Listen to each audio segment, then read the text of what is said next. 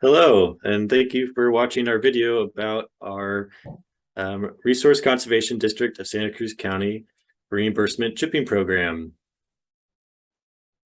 Next slide, I guess.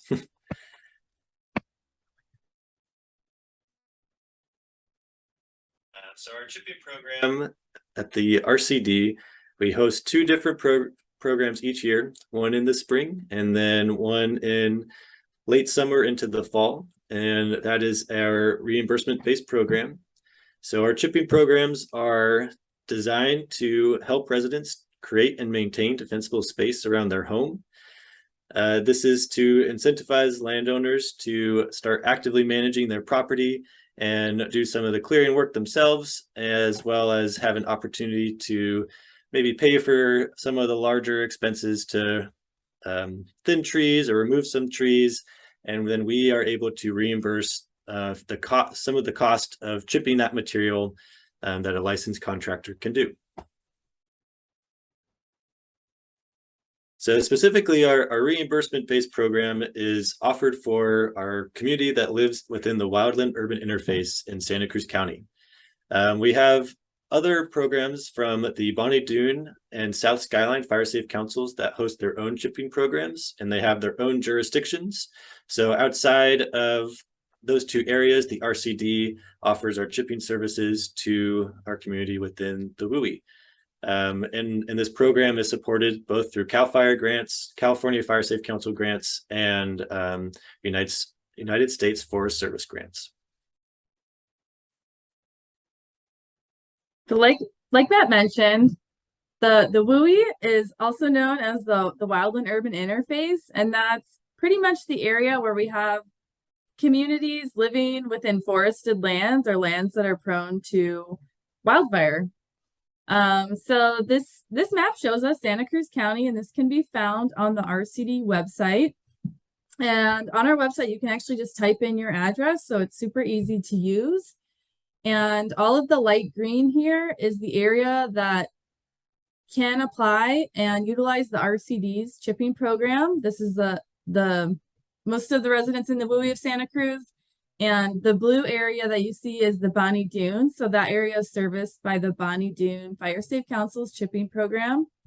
And the purple area is the South Skyline Fire Safe Council jurisdiction. And here in Santa Cruz County, we have almost 60% of our residents living in the Wildland-Urban interface. So it's really important to maintain defensible space, and we're hoping to help you out with this program. So to utilize the RCD's reimbursement chipping program, there are two really important steps. Step one is to apply on our website.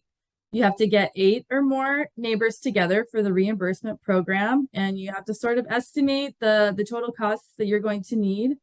You need to reserve your space and estimate the amount of dollars that you and your neighbors are going to use. And then step 2 is to hire a licensed contractor to perform the chipping work, and then complete and submit the reimbursement paperwork by the deadline. And you can find the deadline dates on our website. So step 1, in greater detail. You go to the RCD website and you complete the chipping reimbursement application. So the maximum reimbursement rate is $250 per house and $1 per linear foot of privately maintained road. There is a maximum reimbursement amount of $10K per application, and the reimbursement amounts cannot exceed the total cost of chipping services. And again, you have to get together 8 people or more for this program, and parcels that are vacant cannot be utilized for this program since it's for defensible space. So then the second step is after you fill out your application, you'll have 30 days to have the chipping performed, and then you will need to submit to our reimbursement form, which can be found online. When you hire a contractor to perform the chipping, they must be licensed through California. And as Angie has mentioned, we have a maximum reimbursement for up to $250 per household and up to $1 per linear foot of private road cleared, and that can be added together. When you submit the online reimbursement form, you will complete a W-9 form for the individual filling out the application.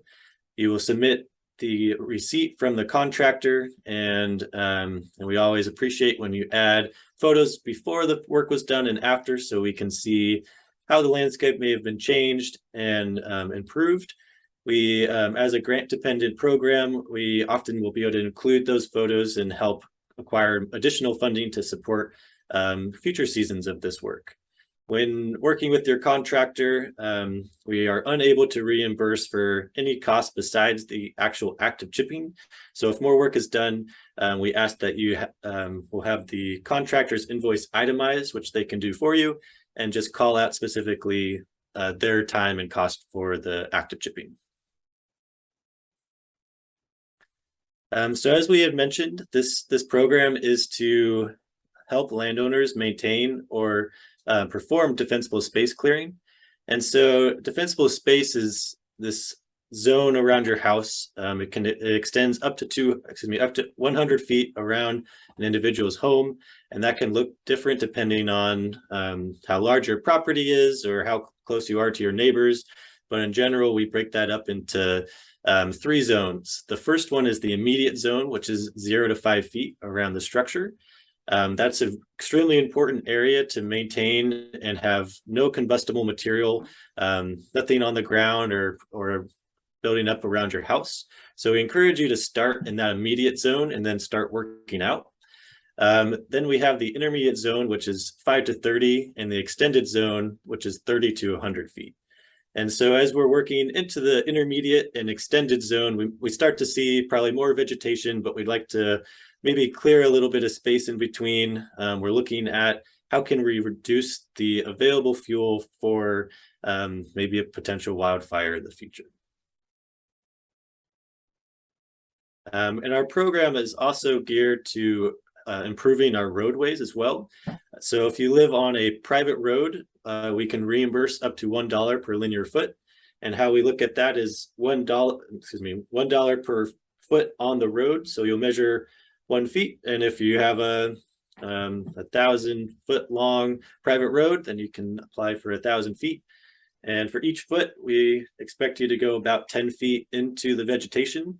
And so 10 feet either side of the road, cleared of vegetation, removing some of those ladder fuels.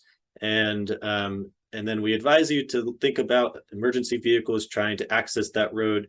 15 feet is generally enough clearance for fire engines and ambulances to get down roads. So 15 feet above the road, no limbs or other obstacles. And then as we move out onto that 10 feet on the side of the road, you can clear up to 10 or 12 feet in vertical height. When clearing defensible space around your home, like Matt said, you want to really start at the 0 to 5 zone and start working your way out. The 0 to 5 zone is one of the most important areas to not have combustible fuels, to prevent an ember strike from turning into a fire.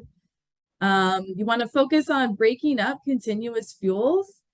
So you can see here in the photo, there's a little trail and a little rock retaining wall also. Adding non-combustible non-combustible materials to your yard, like pavers or gravel, is a really great way to break up continuity. You definitely don't need to and should not scrape your property of all vegetation and litter. That will cause erosion and issues in the future. And another thing to keep in mind is if you have power lines on your property that need clearing, you should hire a specially trained utility arborist.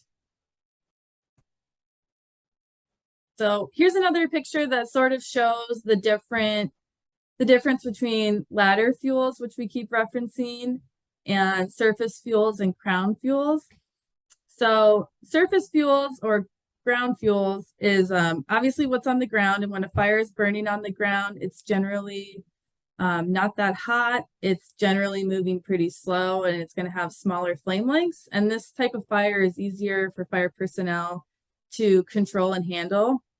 And ladder fuels like shrubs and low-hanging limbs, pictured here, is usually how fire gets carried up into the forest canopy.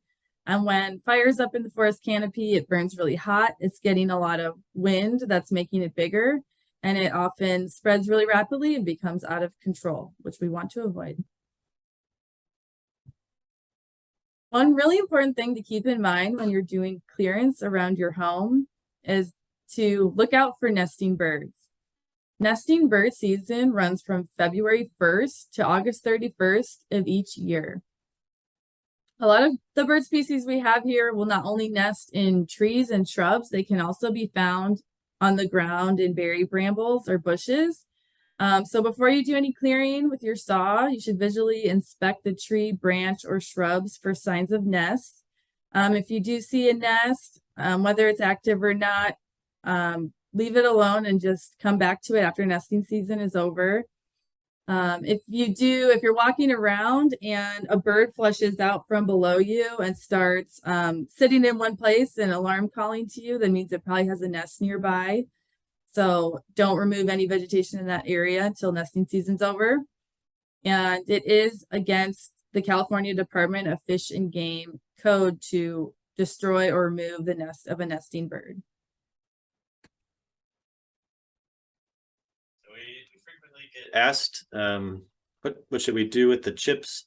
Our chipping program, we will be chipping all of that material back onto the landscape. And and it's a great question of what should you do with it. If you are familiar with gardening, or if you landscape your property, you'll probably have used mulch to some degree before. Wood chips act as mulch just the same, and they can be utilized in protecting fruit trees by spraying around and adding nutrients to that topsoil.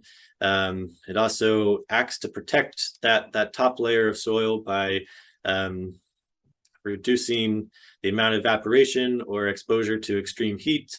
It acts to insulate some of the water within the soil, so you're able to save more water, and so it's more readily usable by other vegetation. We do recommend, however, that you are spreading it to about 3 to 6 inches on the landscape. That's been shown to be the appropriate level where you're retaining enough moisture that it's still actively decomposing and it's not posing any kind of fuel threat just because it's so close to the ground and it is not too deep.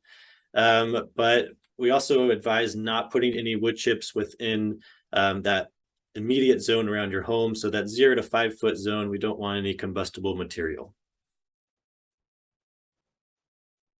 Some important details about our reimbursement program is we do not accept any late registrations. So our application, you'll submit an application, submit an application, and you'll have 30 days to submit the contractor's invoice within our reimbursement form. So for specific dates of this season's program, please look to our website. That reimbursement form must be submitted within 30 days, and it should be include an itemized invoice from the contractor. If you are having someone come out and they're getting paid to do the chipping work, they must be a California licensed contractor.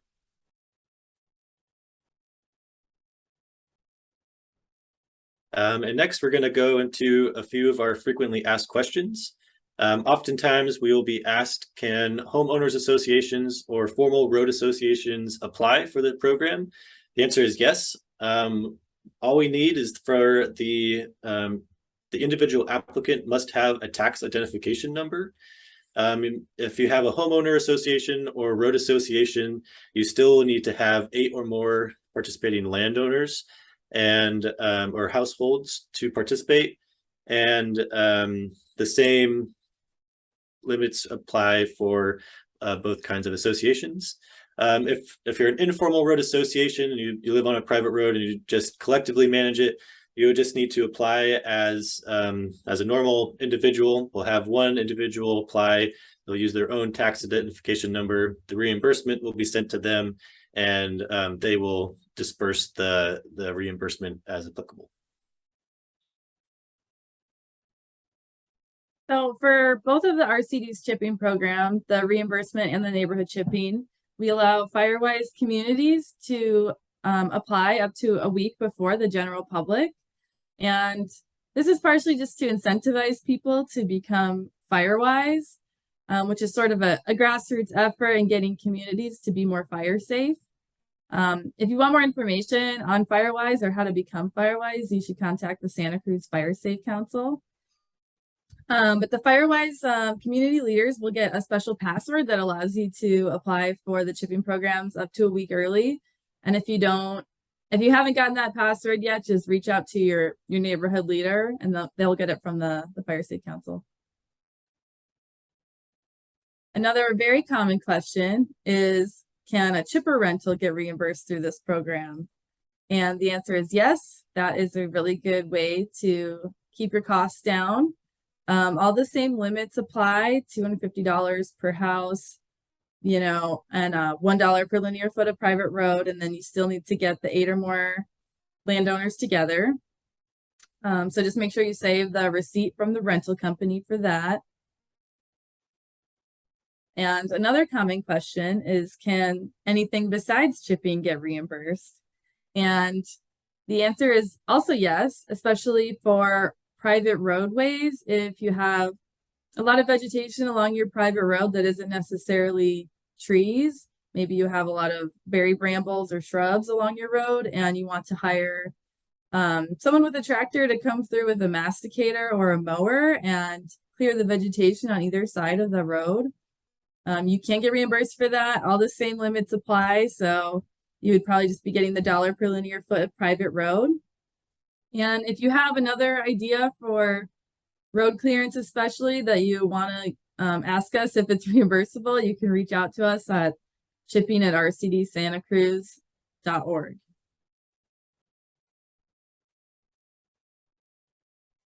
We hope this webinar was really helpful. Again, we have our office phone number listed here and our chipping email for the RCD Santa Cruz program. So feel free to reach out if you have any questions. And me and Matt, after this, are going to go through the actual application forms. So just hang on if you want to look through those with us.